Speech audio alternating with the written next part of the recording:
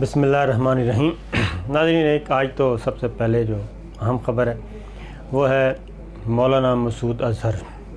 ان کا نام انڈیا نے 5 دفعہ کوشش کی کہ ان کا نام دہشت گردوں کی لسٹ میں ڈلوایا جائے، ان کو دہشت گرد قرار دیا جائے۔ اور پلوامہ کا جب اٹیک ہوا تو جب پلوامہ اٹیک تھا اس میں بھی جو اسکرپٹ تھا وہ یہی تھا کہ پلوامہ کے بعد سلامتی کونسل میں جایا جائے گا، پاکستان کو بدنام کیا جائے گا اور مولانا مسعود اظہر کو پلوامہ میں ملوث کیا جائے گا اور ثابت کیا جائے گا، اور اس کے بعد ان کا نام جو ہے دہشت گردوں کی لسٹ میں ڈلوایا جائے گا۔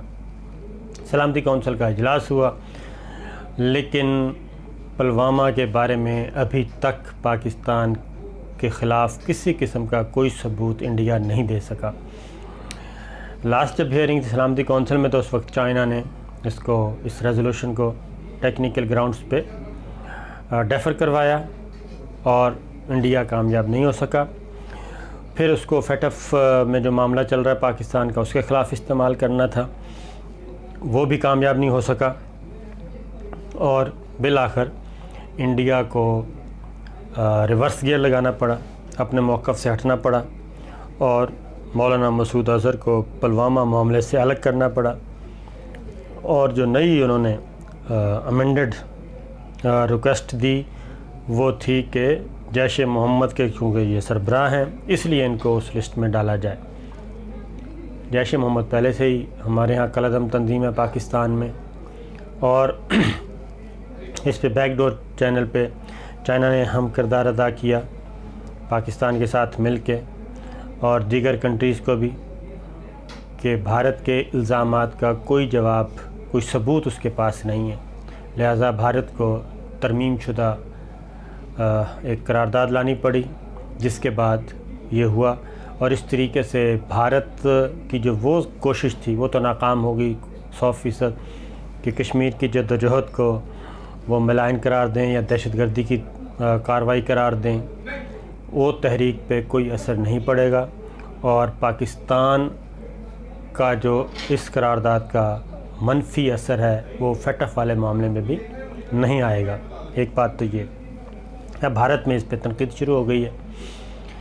دوسری جانب ہم بات کریں گے کہ پی ٹی ایم، یہ جو پشتون موومنٹ ہے، اس کے بارے میں ثبوت ہیں پاکستان کے پاس کہ یہ غیر ملکی فنڈڈ ہے، اس کو را بھی سپورٹ کر رہا ہے، اس کو انٹیلیجنس ایجنسیز سپورٹ کر رہی ہیں، اس کو افغان انٹیلیجنس ایجنسی سپورٹ کر رہی ہیں، بیرونی ایجنڈا ہے، یہ چل رہا ہے اور پاکستان کو غیر مستحکم کرنا ہے۔ اس پہ پاکستان میں جو غیر ملکی نشریاتی ادارے ہیں، وائس آف امریکہ ہے، بی بی سی ہے، وہ بہت زیادہ اس تنظیم کو بڑھا چڑھا کر پیش کر رہا ہے، بہت زیادہ کوریج دی جا رہی ہے، اس کے حق میں ٹویٹس اور سروے ہو رہے ہیں، کالم لکھے جا رہے ہیں اور وہ بڑے شائع کیے جا رہے ہیں۔ D G I S P R کی پریس بریفنگ کو بھی اسی طریقے سے لیا جا رہا ہے، منفی پروپیگنڈا کیا جا رہا ہے۔ ہمارے اپنے جرنلسٹ ہیں جو یہ سب کچھ کالم شالم لکھ رہے ہیں، تو میں صرف وائس آف امریکہ سے یہ کہوں گا کہ وہ واقعتاً اگر آزادی صحافت پہ یقین رکھتے ہیں تو پھر اس طرح کے سروے امریکہ میں بھی کروا کے دیکھ لیں کہ کیا امریکی افواج، امریکی سی آئی اے، ایف بی آئی، کیا اس پہ یہ الزام درست ہے کہ عراق میں، افغانستان میں، ویتنام میں، جاپان میں، شام میں، لبنان میں اب تک جتنے بھی انسان، ہزاروں لاکھوں انسان جو لقمہ اجل ہو گئے، جاں بحق ہو گئے، ہلاک ہو گئے، شہید ہو گئے، کیا یہ الزام درست ہے یہ امریکی فوج اور امریکی سی آئی اے، امریکی ایف بی آئی، امریکی کی پالیسیوں کا نتیجہ تھا؟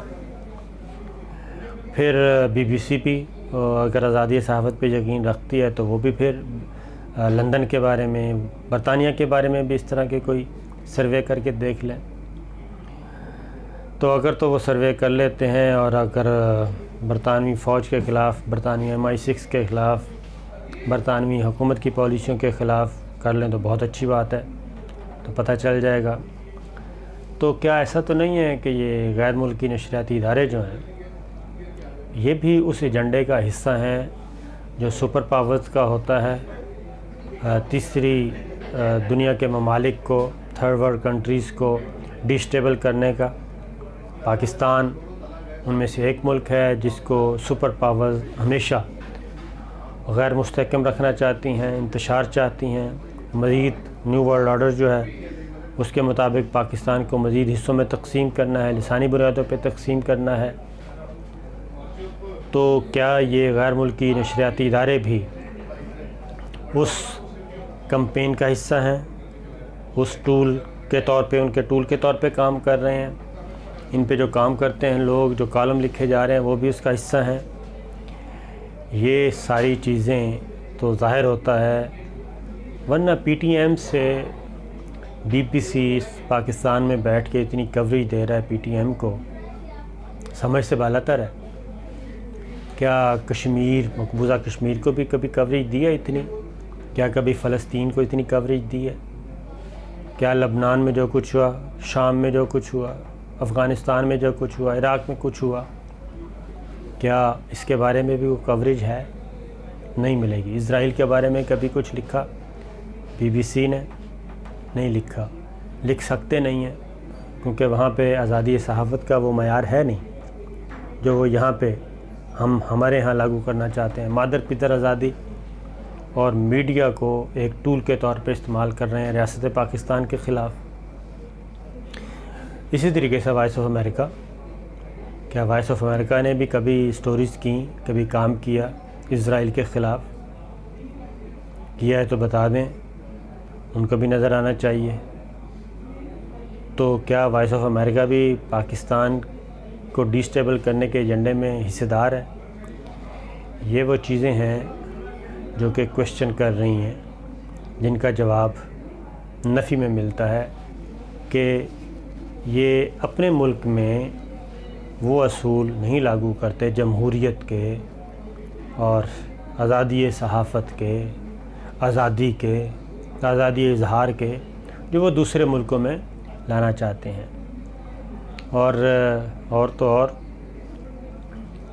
کیا جو بلیک اینڈ وائٹ کی لڑائی ہے ادھر، گورے اور کالے کی امریکہ میں، کیا اس کے بارے میں بھی کبھی کچھ فرما دیں؟ اسی طریقے سے تو لگتا یہی ہے کہ غیر ملکی نشریاتی ادارے جو ہیں، یہ میڈیا ہاؤسز بڑے بڑے، یہ اس کا حصہ ہیں، اور ہمارے پاکستان میں بھی یہ اسی کمپین کا حصہ بنے ہوئے ہیں۔ تو گزارش صرف اتنی ہے ہمارے اپنے دوستوں سے بھی کہ پاکستان کا بن کے سوچیں، پاکستانی بن کر سوچیں، پاکستانی بن کر لکھیں، اور ہر وقت ٹویٹ سوشل میڈیا پہ ذرا باقی ٹویٹ کر کے دیکھ لیں کسی بھی ملک کے بارے میں۔ اس کے بعد آ جائیں، منظور پشتین ہو گیا اور جناب مسعود اظہر صاحب ہو گئے۔ پھر یہ کیا وجہ ہے کہ D G I S P R briefing دیتے ہیں پی ٹی ایم کے بارے میں، اور آج اٹیک ہو گیا پاک افغان بارڈر پہ، باڑ لگائی جا رہی تھی، 3 جوان شہید ہوئے، ہمارے زخمی ہوئے، 60-70 لوگوں نے اٹیک کیا۔ تو کیا پی ٹی ایم آج بولے گی کہ اس دہشت گردی کے پیچھے کون سی وردی ہے؟ افغانی وردی ہے، انڈین وردی ہے، ان کی اپنی وردی ہے، کون سی وردی ہے اس دہشت گردی کے پیچھے؟ یہ بھی بتانا چاہیے۔ کیا یہ اس کا ریئیکشن ہے D G I S P R کی پریس بریفنگ کا؟ پھر باڑ پاکستان لگا رہا ہے یہ سوچ کے کہ در اندازی کو روکا جائے۔ تو اگر پاکستان کے فائدے میں در اندازی تو پھر پاکستان کو باڑ نہیں لگانی چاہیے۔ اس کا مطلب ہے پاکستان سنجیدہ ہے کہ کسی کی سرزمین کسی دوسرے ملک کے خلاف استعمال نہ ہو، اور پاکستان اس کوشش میں مصروف ہے۔ پھر ایک اور آج ہوا ہے انڈیا میں، ایک اٹیک ہوا ہے، کمانڈوز مارے گئے ہیں۔ اب اس کے بارے میں بھی انڈیا نے ابھی تک کوئی کلیم نہیں کیا، تو انڈیا کو اس کے بارے میں بھی بتانا چاہیے کہ اس میں کون ملوث ہے۔ کیا انڈیا میں بھی کوئی کام زیادہ تو نہیں شروع ہو گیا؟ پہلے پلوامہ میں مارے گئے بھارتی فوجی، اب دوسری سائڈ پہ مارے گئے، کمانڈوز مارے گئے. تو یہ ساری چیزیں ہیں، as you sow so shall you reap, جیسا کرو گے ویسا بھرو گے. آپ ہر ملک کو جب تک وہ اپنے گھر کی صفائی نہیں کرتا، یہ نہیں ہو سکتا کہ آج دہشت گرد جو ہے، ایک دہشت گرد پاکستان کے لیے اچھا ہے اور انڈیا کے لیے برا ہوگا، یا پاکستان کے لیے برا تو انڈیا کے لیے اچھا ہوگا. تو ٹیررزم کو ختم کرنا ہے تو پھر اکراس دا بورڈ تمام ممالک کو مل کے ہی کرنا پڑے گا، ورنہ یہ ختم ہونے والی چیز ہے نہیں. پاکستان یہ سبق حاصل کر چکا ہے، اور اب چاہیے کہ باقی ملک بھی اس کے بارے میں سبق حاصل کریں کہ یہ ٹیررزم کا فروغ کسی کے لیے بھی اچھا نہیں ہوگا.